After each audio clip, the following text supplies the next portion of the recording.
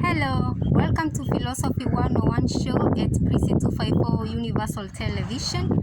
I am your host, Priska Mongi. Our topic today focuses on the question, what is reality?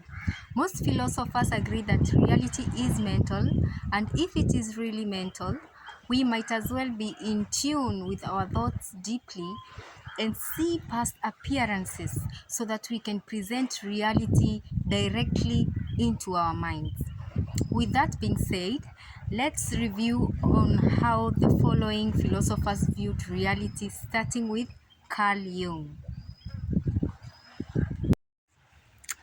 Carl Jung was a Swiss philosopher and psychiatrist who founded analytic psychology, who also proposed and developed the concepts of the extroverted and introverted personality archetypes and the collective unconscious. According to my research, the meaning of reality, according to Carl Jung, was or still is that the collective unconscious is made of archetypes that are shared by all humans and are not acquired through experience. But let's elaborate further by what he meant when he said archetypes. We realize that Carl Jung's archetypes are the universal inborn modules of people's behaviors and personalities that play a role in influencing human behavior. In short, these are ancient forms of innate human knowledge passed down from our ancestors. There are four main archetypes. The Carl Jung's archetypes are the persona. The word is derived from a Latin word that literally means mask.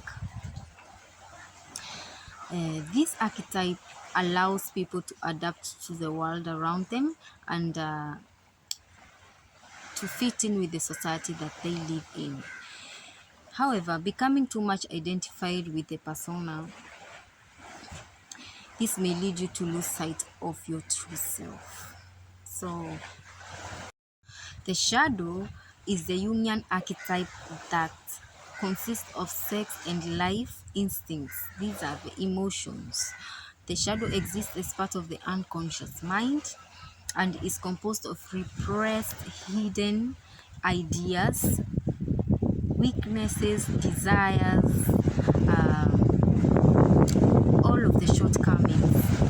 It is the archetype that involves of all the things that are prohibited, not only in our society, but not acceptable to one's personal morals and values.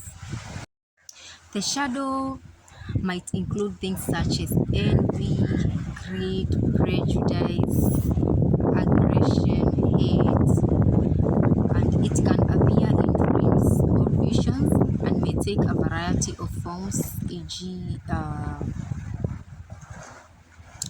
snakes, monsters, demons, dragons, or some other dark and wild exotic figures. My advice, when you experience your shadow in a dream, do not run but face it head on.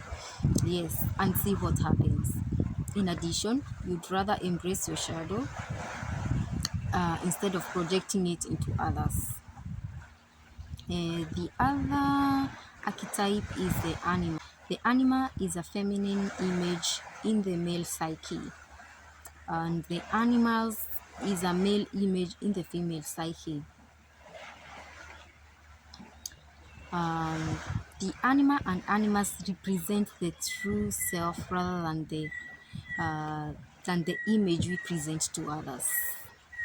Type is the self. The self is an archetype that represents the unified unconsciousness and consciousness of an individual. The ego makes up the center of consciousness, but it is the self that lies in the center of personality. And the personality encompasses not only the consciousness, but also the ego and the unconscious mind. That was Carl Jung's archetypes. My last words in this episode is that we should all strive to present our true self more often, no matter how ugly it may appear, so we can all experience a balanced reality. Stay tuned for part 2 of this episode. What is reality?